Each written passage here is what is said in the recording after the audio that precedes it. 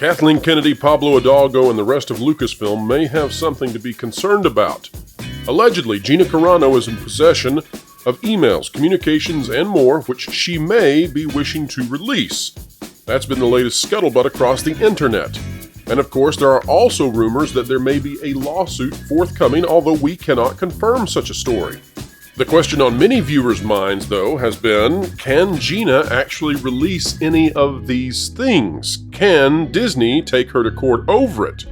And will she ultimately be silenced? Folks, we're here to tell you we've got the answers, and we'll share them with you right now.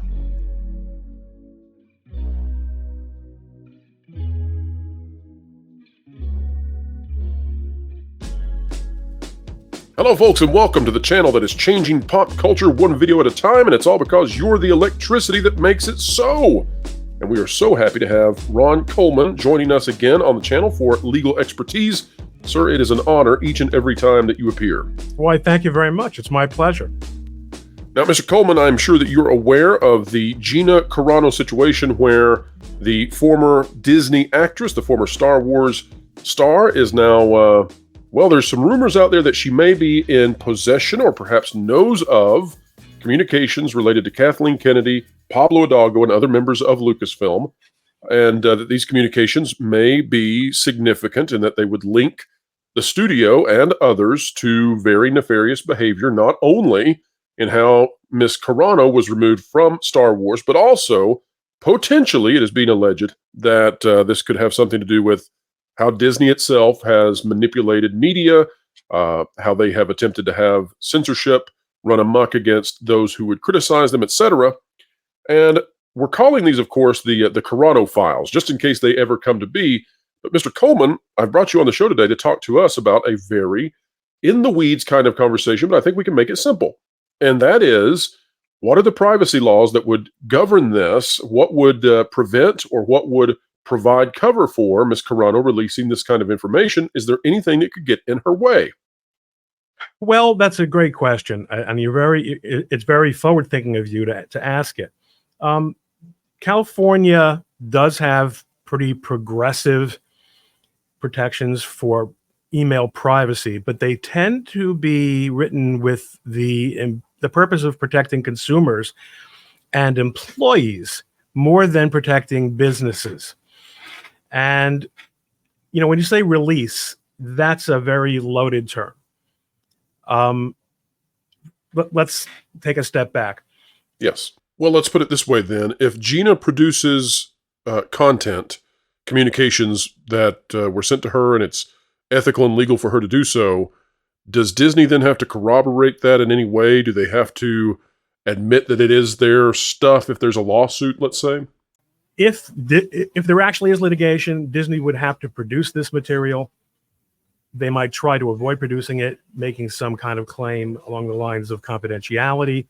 That is part of the give and take of litigation. But the thing is, if I've got the email in the first place and you haven't produced it, you're either going to now have to demonstrate that mine is fake, or that there's a good, you know, and explain how I got a fake email, or explain why you didn't produce it.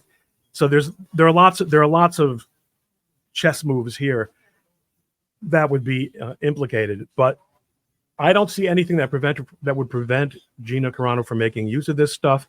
And we see in the public sphere, again, she's not disclosing any private information about the people involved. If she were to do so, or if there were that kind of information, which seems really unlikely here, in any of these emails, then her lawyers would be working with her to make sure that kind of information is redacted. Ron, can you talk to us just briefly about the presumption of privacy, first-party or one-party privacy laws, two-party privacy laws, and how you can record such things and all of that? Does that have any impact on this? No, it's a really important question. So little business is actually done by plain old voice telephone these days. The vast majority of states are one-party consent states, as you know, which means that as long as one of the people involved in the conversation knows that it's being recorded, it is permissible to record it. Which means that one person can then record something without declaring it, and it's legal in most states. That's right. But there are a good number of states where that is not the case, and it has gotten people into trouble. Actually, you're going to have to edit this out, but I'm pretty sure Sure. California is a one-party consent state. Yeah.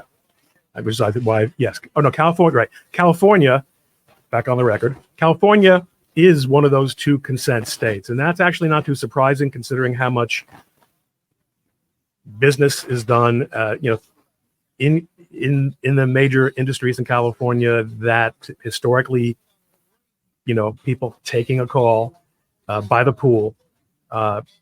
You want to know that your call is not being recorded, because if you're a Hollywood producer, you have to be prepared to do a lot of lying. Harvey would want to know. Harvey would want to know that he's being recorded. That's right. So that doesn't apply to written communications. It's a very different issue with written communications. You do have issues that involve the question of the presumption, not the presumption, but the expectation of privacy. It's a little bit different axis, because when it comes to the one party versus two party consent, that's a statutory requirement in the various states. In contrast, when you send an email, how private do you expect it to be? Well, once you send, certainly again, if any of these are emails in which Gina Carano is a recipient or a sender or has received a copy intended by the sender, then there's no expectation of any privacy beyond, what Gina would agree to, how much you trust her with. But again, what I would think would be the case here is that she's got juicy stuff that moved across the lines in Disney, not involving her, and which there probably was a high level of expectation for. But, that has something to do with, I was involved in a case where employees were trying to, and did, set up a competing company while they were still being paid by the company that they were working for. And they were actively downloading files and data and customer information and talking about it on a Facebook chat. And one of these ding-dongs left their Facebook chat open on their company computer after they were discovered and locked and fired out of it and locked out of their computer. And our client just opened the computer and there was the chat. And the district court held that they had every right to do so. It was their computer. It had not been secured. They had not logged off. That was the mistake that was made by the employees who were being disloyal. And they were allowed to use that material. It was upheld by the Third Circuit Court of Appeals. So at the end of the day, these sorts of communications, these are documents. And documents such as these have an absolute value, kilotons, as the case may be, or megatons. They have a danger to the corporation's reputation and to perhaps other issues in terms of legality. I'm not sure that I see any criminal law issues here, but from a civil law point of view, I don't think there are any privacy issues. There might be evidentiary issues, there might be authentication issues, but having the document is a much better place to be than not having it. Absolutely, and you would prefer to have it than not. Mr. Coleman, thank you so much for stopping by the channel and explaining this to all of us. When this first broke, there were so many people who had questions about, well, can she even release it? What will Disney do? They'll come down on her, etc. And so I'm glad to have walked through this and the legalities of everything. I also want to say now that the terminology, tell me if I'm correct, you're wearing a yarmulke today, is that correct? I wear it every day. Well, I just wanted to say, we are in a world today where wearing such an item presents more issues than in the past. And I just want to say that I hope everything is going well for you. And I think it's a shame that we're back in a place in time in history where we even have to bring up such things. But I'm wishing you and everyone you love well. I appreciate that very much, Pro. The fact of the matter is, this is more the norm of history than the exception.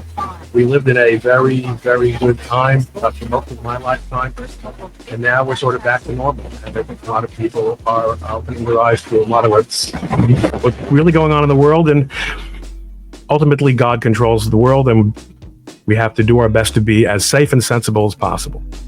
Strong and good people make for a better future. Hopefully we will rise again and do so. Amen. Mr. Coleman, you have a wonderful day. And folks out there, if you like content like this, consider clicking the like button. Share, subscribe. When you click it, you stick it to the algorithms. It's the notification bell. Drop a comment down below. Let us know your thoughts. Do you think Gina has the goods or not? And do you think she will succeed? Folks, wherever you are and whatever you're doing, keep learning, keep growing, and keep having fun. Clickbait. Fraud. Drama queen. Ugh.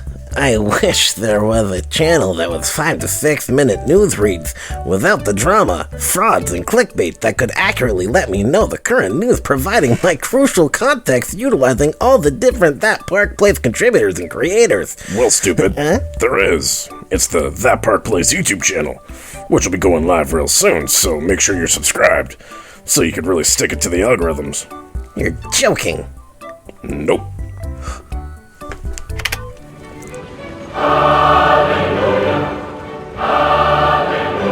Oh my. Wow.